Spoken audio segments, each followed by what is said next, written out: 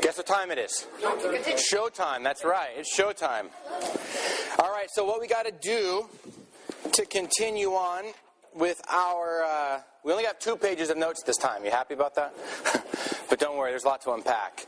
So what we're going to do, part 2, the southern kingdom. So we got to flip back to 1 Kings chapter 14. It's just easier instead of... Because when you go through and you read ever since the split, and you read it to the end of 2 Kings, it goes back and forth, back and forth, back and forth. So it's just easier just to talk about the north first, and then we'll talk about the south. All right, so basically the overview of the southern kingdom is that there are a few good kings. Just a few of them. We're going to look at them, Hezekiah and Josiah specifically towards the end.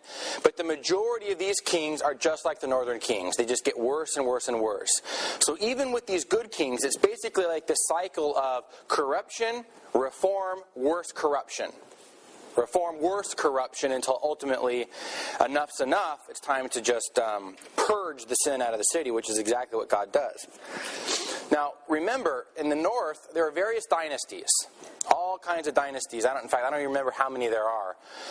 But, there are the coup d'etats. This general would rise up. Rehu, for example, would rise up and kill the entire dynasty of him that went before him. But in the south, it was always a descendant of David. Every single king in the south was a descendant of David because of the covenant that God swore with David back in 2 Samuel 7. Your dynasty will last forever. And ultimately this is going to be a problem because Zedekiah is we're going to see this in a moment. Zedekiah is the last king. His sons are killed before him. He's hauled off to exile, and that's it. And whatever happened to the covenant, whatever happened to the promise. So that's just a little teaser for it. It's like a trailer for you, just to tease you a bit, and we'll get back to it, okay? So let's look at 1 Kings chapter 14 and get back to Rehoboam, Solomon's son. And I hope you're not too... I know it's confusing. All these names. Rehoboam, Jeroboam, Ahaz, Ahab. Oh my gosh. Yeah, you seriously, pass the Advil. Take a swig of scotch and just, try to keep up. It's tough. I know it's tough. And I apologize. I blew it. I totally forgot to bring a printout of the various kings and stuff, but hopefully next week I can bring that for you, okay? But just hang in there, okay? We're just looking at some highlights, and what you have to understand is, this is the period of the divided kingdom leading up to the exile because of their unfaithfulness to God. That's really the main point, okay? With some really awesome typology in between, okay? All right. So Rehoboam is the king of Judah. This is my fire effect again. He's doing evil. So that's the pattern. If there's evil, there's fire. Judah did what was evil in the sight of the Lord. They provoked him to jealousy with their sins that they committed, more than all their ancestors had done. For they also built for themselves high places. In other words, these are altars, high places for worship, and they weren't supposed to do that. Where were they supposed to go and worship? Jerusalem, the temple, and only the temple. All right, they built sacred poles on every hill and under every green tree. That's hyperbole there. But there were also male cult prostitutes in the land. They committed all the abominations of the nations that the Lord had drove out before the people of Israel. They fell into all these evil practices. And remember, we talked about this back in Deuteronomy. We talked about it in Joshua. The people were supposed to get the people out of the land, even to the point of harem warfare, because Moses knew, God knew they were going to fall into these great sins. And so here we have it. As we saw with the northern kingdom, there is all kinds of sexual depravity and wickedness. There is incest. There is adultery. There is homosexuality. There is all kinds of fornication, bestiality, all kinds of bad stuff. But they also sacrificed human beings. They sacrificed their children. It was awful, you guys. You can't overestimate the wickedness that they committed. So Rehoboam fell quickly, and it just continued on from there. So that's letter A. We're going to move on to Ahaz, 2 Kings chapter 16. Remember, I'm just painting broad strokes for you now, so don't panic too much if we don't spend a lot of time on it. Second Kings, we skipped a whole bunch. We skipped a whole bunch because we just don't have time.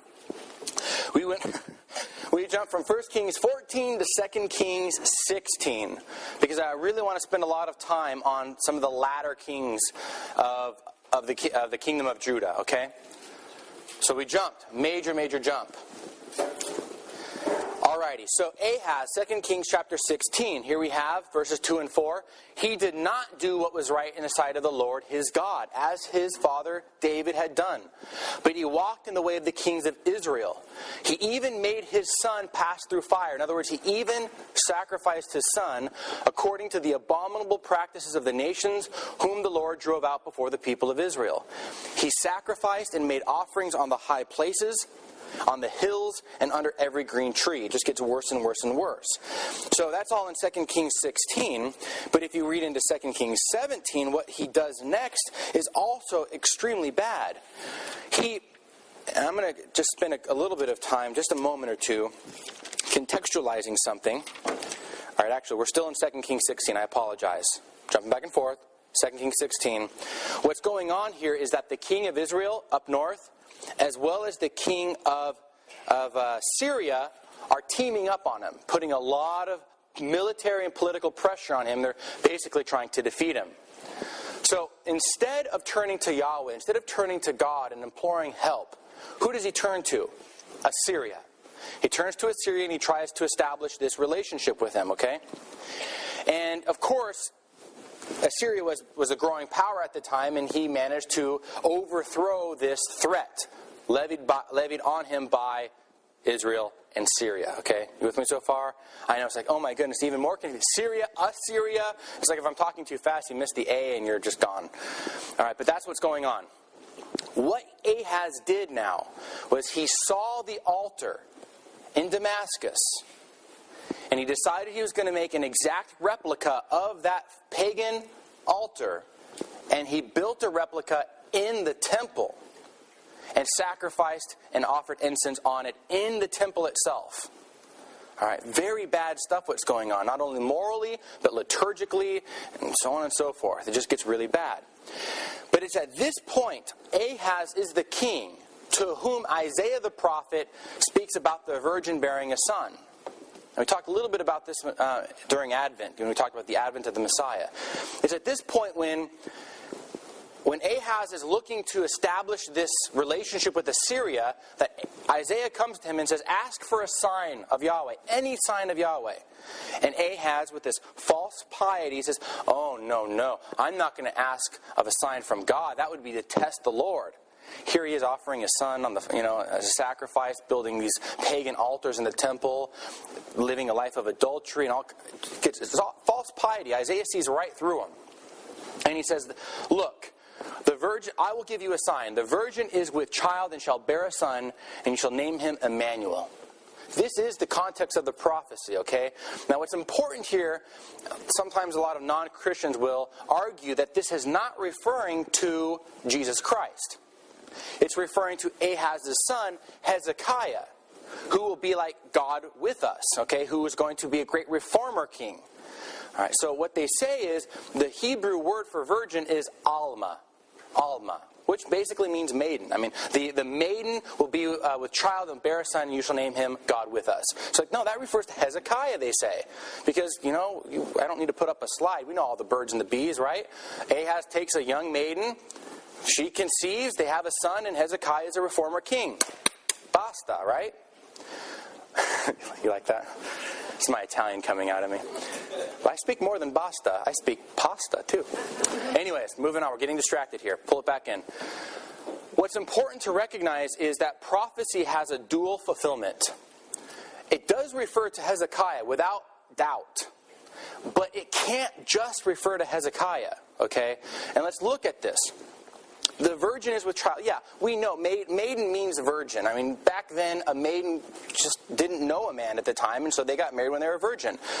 The Greek-speaking Jews, when they translated the Hebrew, they translated the word alma, maiden, into parthenos, virgin. Virgin shall bear a son. All right? Now, the word Emmanuel, so that's a very important thing to point out. The word really is not just a maid, not just some girl, but really a virgin. And then we got this issue of Emmanuel. A person's name is very important. We spent a lot of time back in Exodus chapter 3. Remember talking about the importance of a name? Your name reveals something about your identity. And I really like how one professor from Steubenville says, his name is John Bergsma, like, Emmanuel, God with us, is not like a nickname for Hezekiah. Like, his buddies weren't like hanging out with him, playing Legos, like, hey, God with us, come out, we're building a tower, let's go kick some kickball and play in the field, Emmanuel, let's go. Like, no, like, Hezekiah is God with us to a certain degree. And yes, the maiden will bear a son, that's true. But to really fulfill, in other words, the word itself, to fulfill, to fill up fully, it can't refer to Hezekiah. It's got to be something greater. It's got to be a greater sign. And that is an actual virgin who does not know man, who takes a vow of chastity, conceives and bears a son. Now that is miraculous. It's not so miraculous for any old girl to bear a son. That happens every single day. All right? And then the other thing, Emmanuel. Jesus Christ's name fulfills that meaning much more perfectly. God with us, because Jesus is God and He is with us. And Hezekiah just can't fit the bill. Does that make sense? It's important to understand that, because this is one of the most beautiful and powerful prophecies of the coming of Christ. So yes, it refers to Hezekiah, but Hezekiah himself is a type of Christ. So I just want to spend a little bit of time on that, because often that's just sort of thrown to the gutter and saying, oh, no, it can't refer to Christ. But now all of you understand that it does. Okay? All right, so that's what happens. Now, of course, Hezekiah is born. All right? Hezekiah is born. And chapter 18, verse 2 and 4, he did what was right in the sight of the Lord, just as his ancestor David had done. He trusted in the God of Israel, so that there was no one like him among all the kings of Judah after him, or among those who were before him. For he held fast to the Lord. He did not depart from following him, but kept the commandments that the Lord had commanded Moses. So that's in a very real but imperfect way, he is God with Israel. He's God with us, because he was a faithful, godly king. Okay? He was a great reformer. He pulled down all the high places. He pulled down the temples. He got rid of all the cultic prostitution ceremonies and rites. He also destroyed the bronze serpent. Remember in the wanderings in the desert, Moses erected the bronze serpent. Surprise, surprise, the Israelites started worshiping it. All right, so he had to destroy that. He was a very good king. And God was with him. I mean, if you continue to read the story of Hezekiah from chapter 18, 19, and 20, the Assyrian army comes into Judah and basically lays waste to the entire land, except for Jerusalem. Jerusalem is the only city left. The Assyrian, because I had already said, remember, Assyria was the growing world power. And there's this general here, Sennacherib, who's mocking the people. He's saying, I think it's the case, I don't remember, saying you're going to eat feces and drink urine. You're going down. What does Hezekiah do? Does he go down to Egypt and try to establish an alliance with Egypt? He goes and prays. He goes and consults Isaiah. Isaiah, what should we do? What does God have in store for us? And Isaiah says, don't worry about it. God will take care of Sennacherib. And sure enough, it happens. There's this great plague that erupts in the army, and he has to go back home to Assyria, and he's killed in some sort of coup d'etat. God took care of Hezekiah because Hezekiah placed his trust in God. All right. So too did Hezekiah. If you keep reading, he got ill, deathly ill, so much so that Isaiah said to him, put your house in order, you're going to die. And Hezekiah cried to the Lord, prayed to the Lord, and asked for life. So just as Isaiah was leaving the courtyard, God said to him, go back, tell Hezekiah he's got 15 more years to live. He's a righteous man. God listens to his prayer because of his obedience. Okay? Unfortunately, however, after he's healed, Assyria is kind of dwindling as a world power. And who is growing? Babylon. And the envoys come down to see Hezekiah, to congratulate him over, for defeating and rather resisting the siege from the Assyrians. And Hezekiah takes these Babylonian envoys into all his temple, to the temple, and to all of his palaces, and shows them everything that he's got, all the beautiful gold and everything that he has. And Isaiah says, why did you do that? You are showing off. You are trying to display your power and your wealth in things, in gold and riches, but not in God. So everything that you showed the Babylonians will take when they destroy the city. And unfortunately, here at the death of Hezekiah, he says, Why not? So long as there's peace in my days, fine, let it happen. I hate that line right there. He's like, okay, so long as it's in my son's days, then, and I got peace in my time, okay, fine, let it happen. I have a big unhappy face right here in my Bible. Actually, I have two, one in pencil, one in pen. It's just sad, just how he dies. But he is a righteous king. He's not perfect. His son is Manasseh. He's the son of Hezekiah, and he is the most wicked king of them all. Okay? He is like the Ahaz of the north. Ahaz, the husband of Jezebel. He rebuilt everything that his father tore down. He rebuilt the high places. He rebuilt the shrines, the altars. He brought back the male cult prostitution rights and all this stuff. He even burned his children to Molech. And this is a picture here.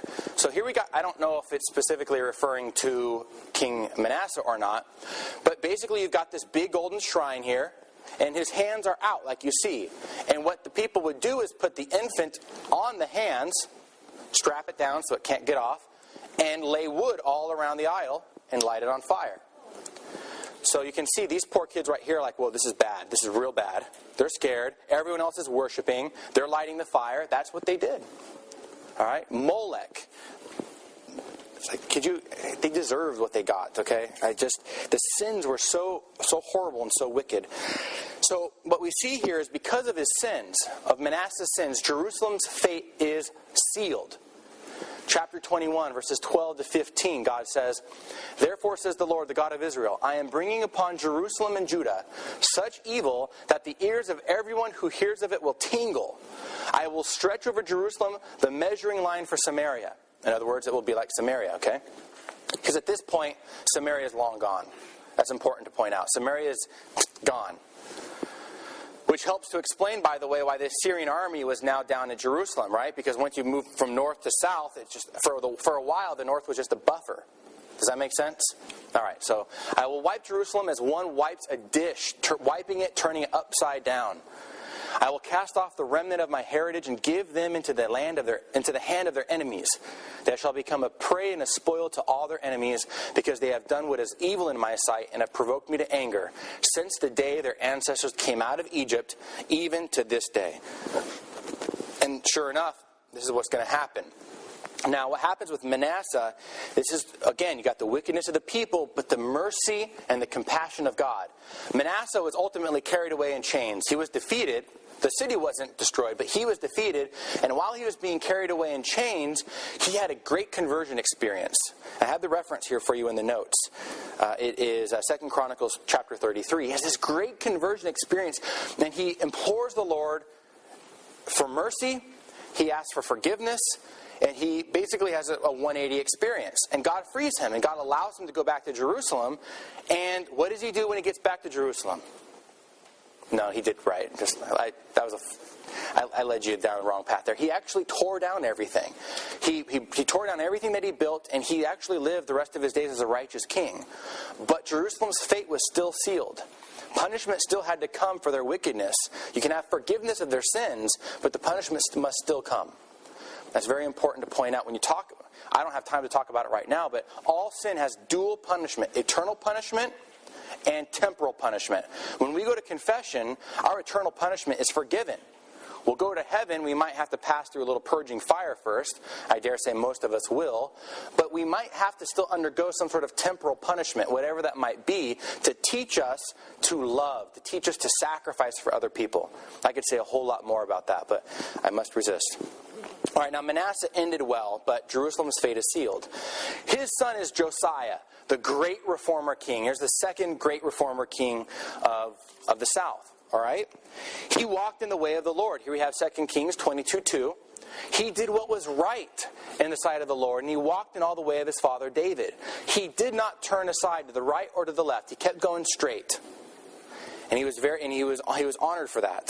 He tore down all the altars. He tore down the high places. He dissipated all the different cultic rites and all that stuff. He was very good. And then at one particular point here, in chapter 22, something interesting happens. The high priest, Hilkiah, he's kind of doing some work in the temple, kind of opens up a broom closet. It's not really a broom closet. He opens up a broom closet and pulls out this manuscript, these scrolls. What is this? Blows it off. It's the law of Deuteronomy. It's the law of Moses. It's like, where did this come from?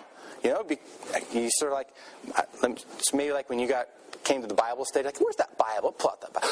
You know, no, I'm just teasing with you. Just roll with me a little bit. All right. Anyways, that did not go over as well as it did in yesterday. Yesterday was great. Everyone laughed. But anyways, Josiah, Hilkiah the high priest, found this law that had been forgotten, most probably under Manasseh, Josiah's father, and Josiah reads it. And in verse 11 of chapter 22, when the king heard the words of the book of the law, he tore his clothes.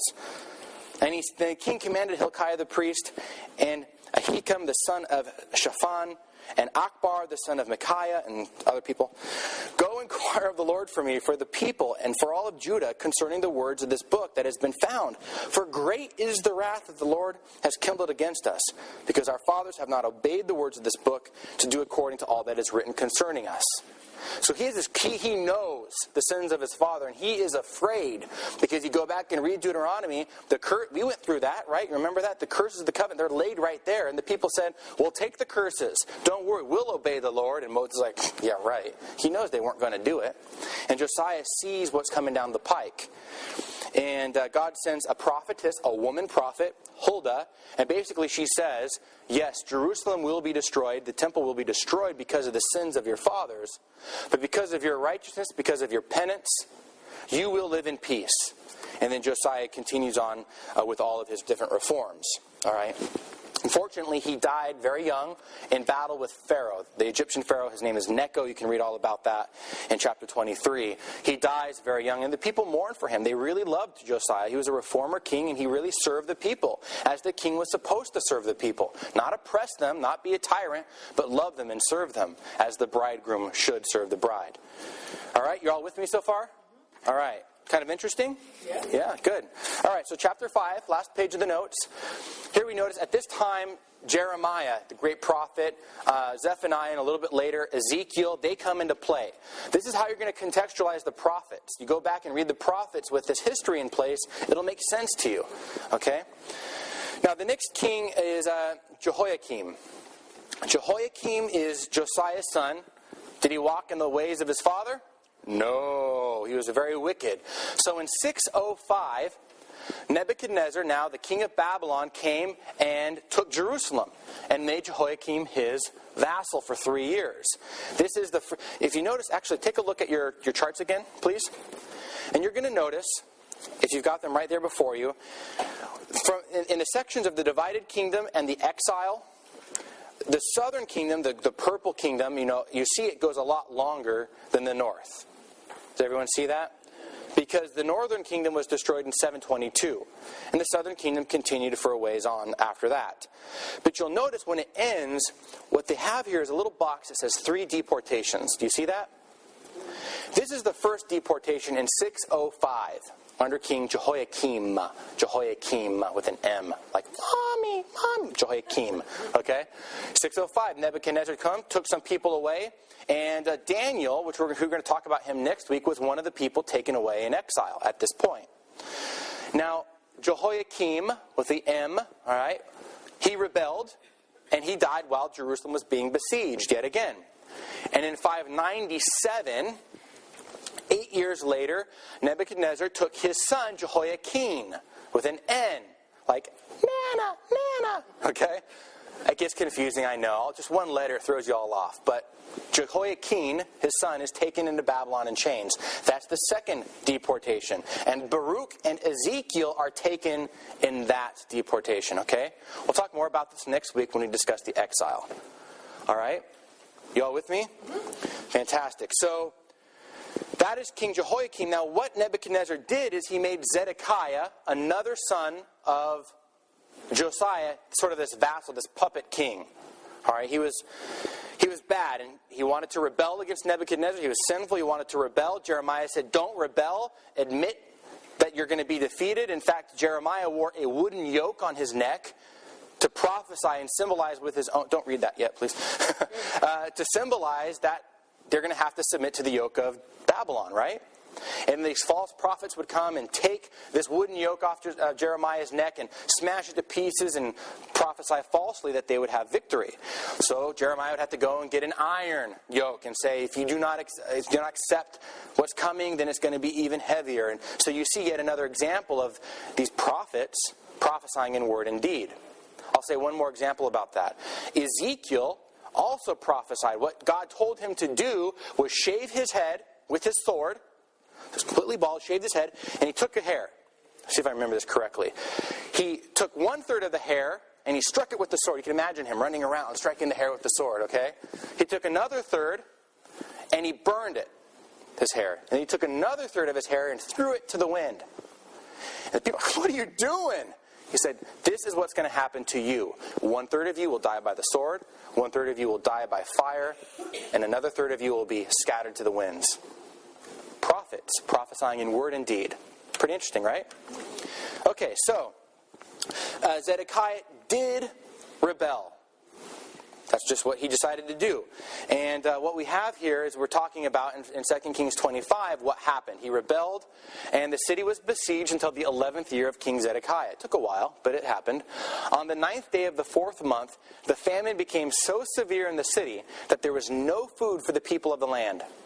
Then a breach was made in the city wall, and the king with all the soldiers fled by night by the way of the gate between the two walls, by the king's garden, though the Chaldeans were all around the city. All right, this is it. The wall's breached, the people are getting in, and he flees. Now, if you keep reading here in chapter 25, you'll notice... I actually want to keep reading. That stopped in verse 4. But in verse 5, I want to continue. But the army of the Chaldeans pursued the king and overtook him in the plains of Jericho. That's very important. They overtook him in the plains of Jericho, and all of his army was scattered from him. Then they captured the king, brought him up to the king of Babylon in Riblah, who passed sentence upon him. They slew the sons of Zedekiah, the heirs, before his eyes, and then put out the eyes of the king and bound him in fetters and took him to Babylon. So the last thing he saw were his sons being killed before him. Basically, what does that mean? It means he has no heir anymore. The line is cut off. Okay? Now, what's interesting here is that the people of Israel have come full circle.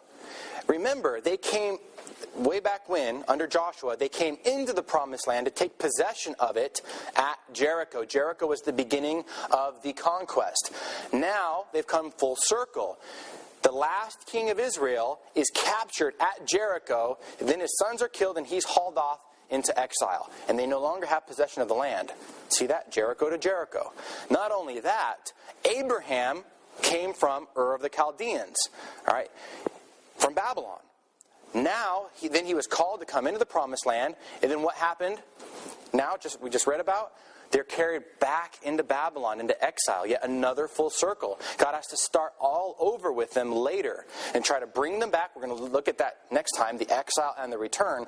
But what you're going to discover, even though they return physically, their hearts don't return to the Lord. They're still in spiritual exile. They're still in sin, which is, of course, what Jesus will do as the king of Israel, the king of the son of David. He will restore all of that again.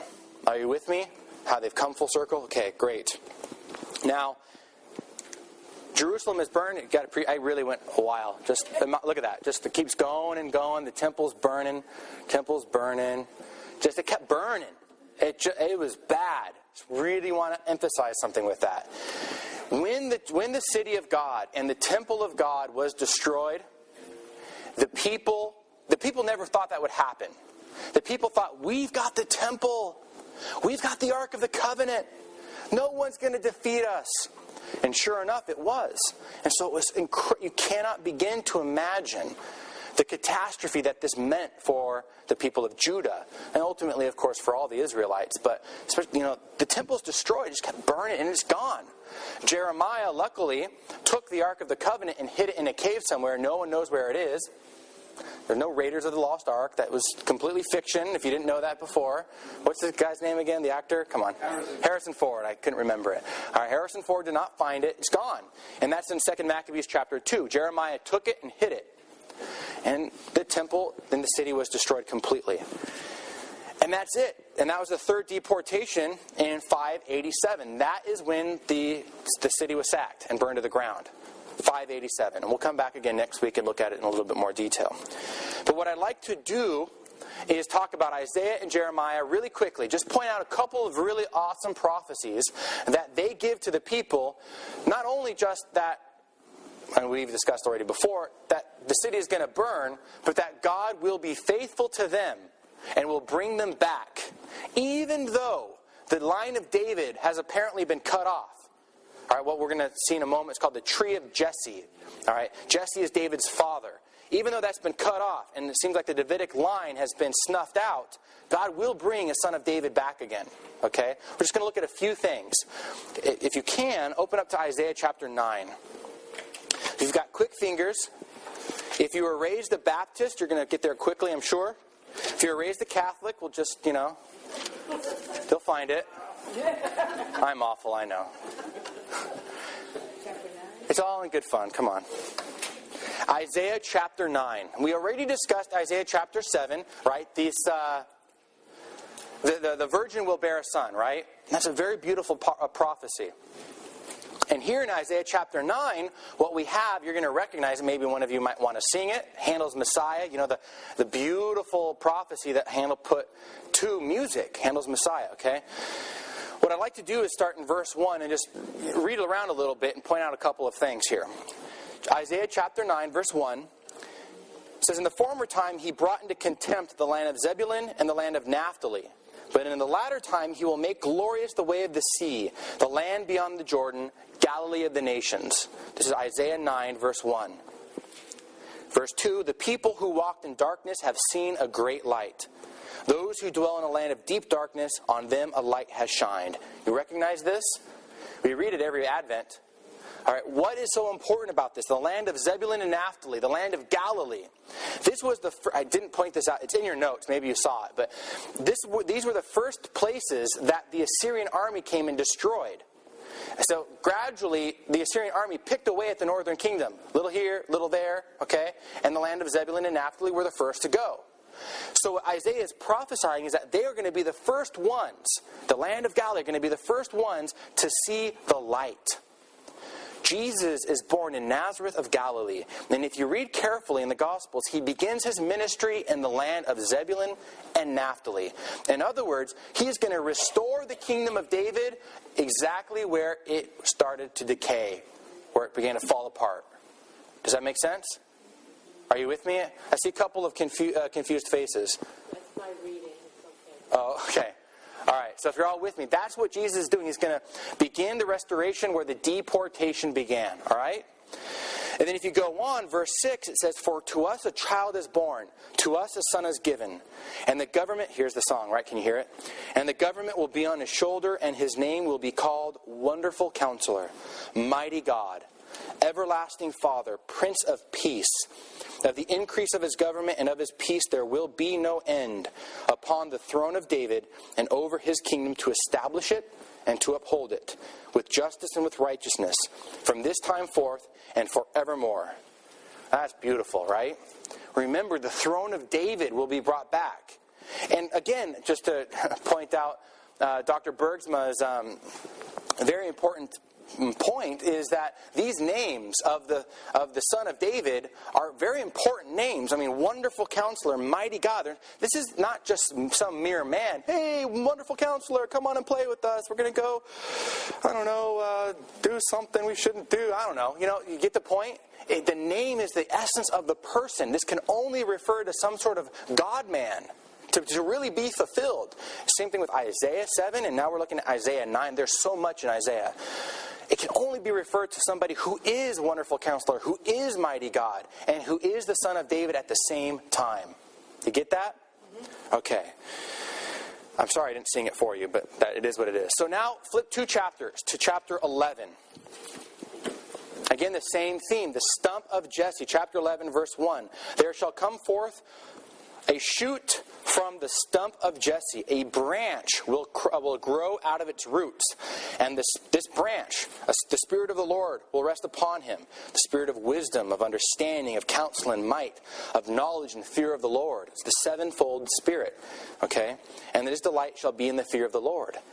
This is a prophecy that even though Zedekiah was hauled off in chains and his sons were killed, the stump or the tree of Jesse has been cut down, God will bring a righteous branch out of this stump, and the Spirit of the Lord will be upon him. He will be anointed. He will be the Meshiach, the Messiah, the Son of David. All right? Do these prophecies now make a little bit more sense, hopefully? Here's one other thing. The branch. Does anybody know off chance what branch is in Hebrew? Give you brownie. We don't have brownies. Give you brownie points. Netzer. Netzer is the word for branch in Hebrew. Nazareth is a derivation of Netzer, Netzareth, okay? Nazareth is like Branchtown, Branchylvania, all right? It's Branchville, whatever you want, okay? Jesus Christ, the Messiah, the Son of David, is coming from a town named Branch, all right? Do you get that? This is powerful stuff. All right, number 3, the suffering servant, Isaiah chapter 53. This is really beautiful as well. There are 4, Isaiah is incredible. You know Isaiah is called the 5th gospel?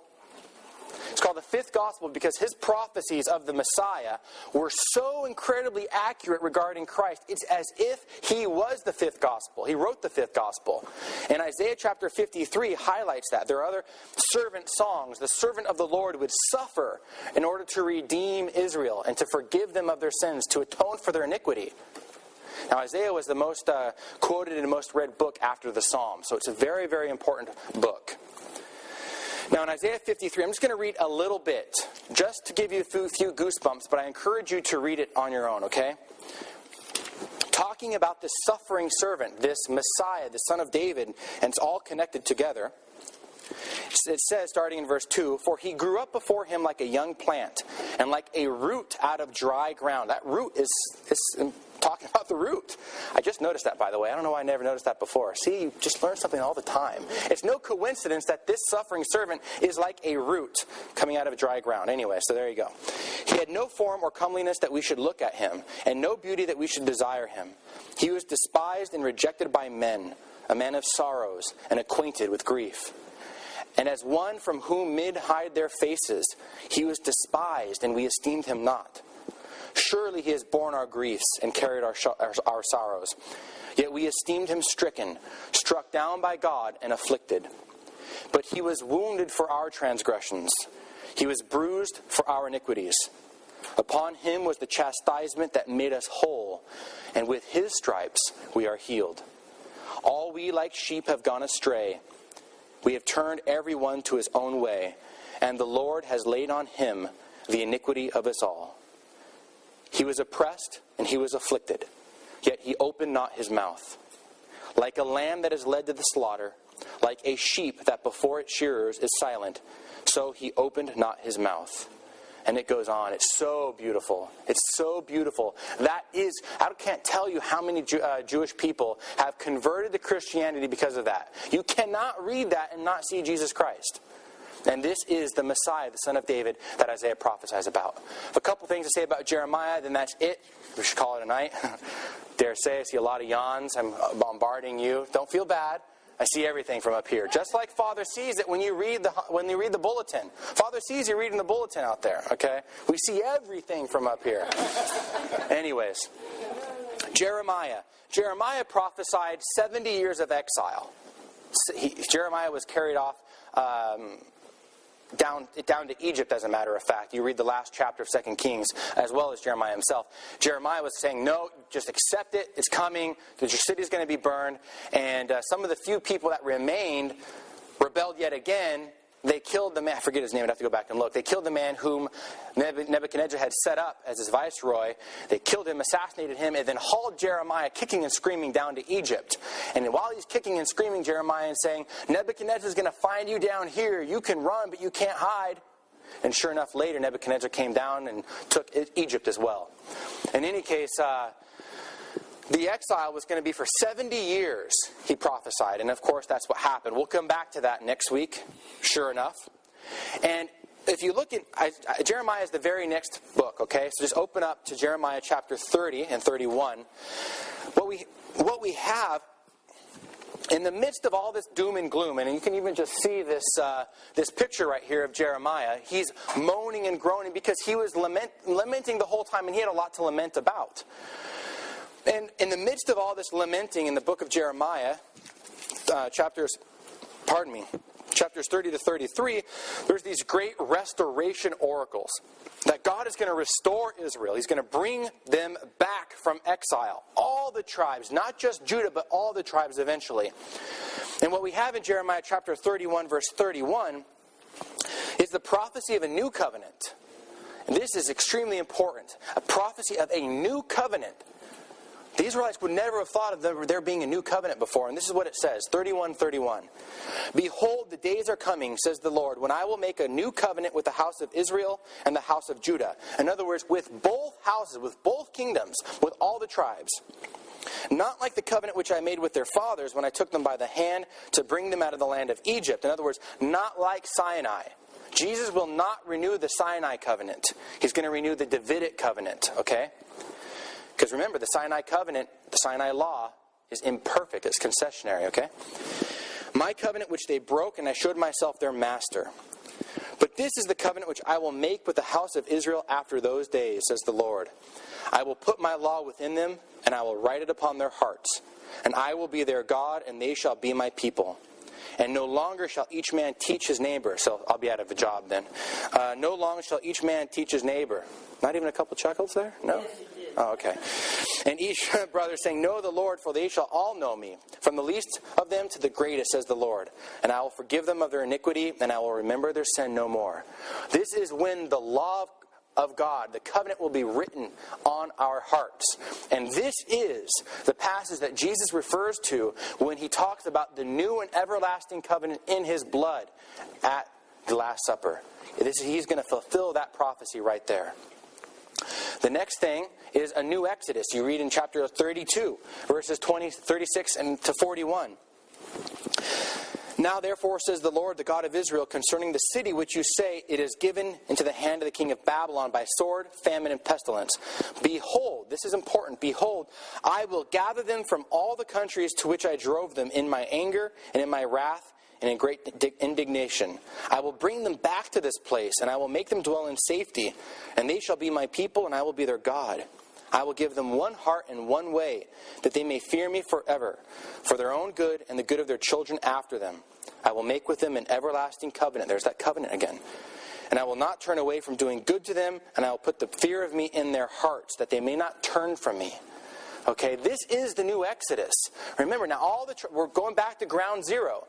Just like before when the Israelites were in a foreign land in slavery, now all the Israelites are in foreign lands. You know, and some in servitude to the various kings, all right, and some just have been disappeared. All right, we call them the 10 lost tribes of Israel. We'll talk more about that next week.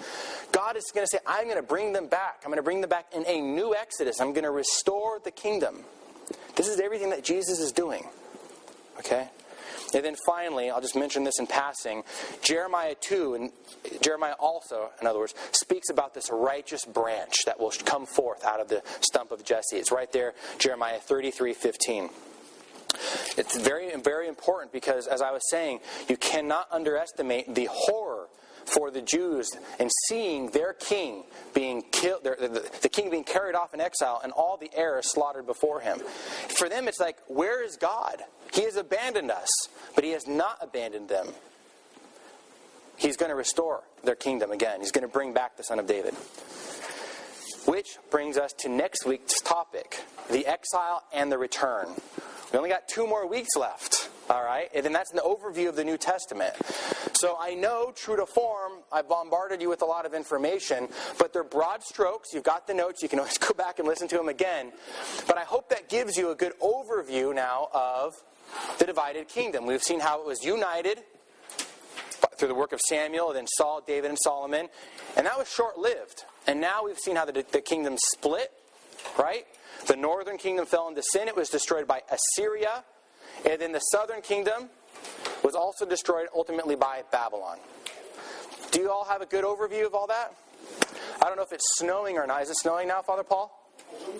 Starting to come. All right. Well, thank you all for braving the storm. We do have 10 minutes. If you have any questions, or if you're just sick of me now, you want to leave. But if you have any questions, you have any comments, by all means.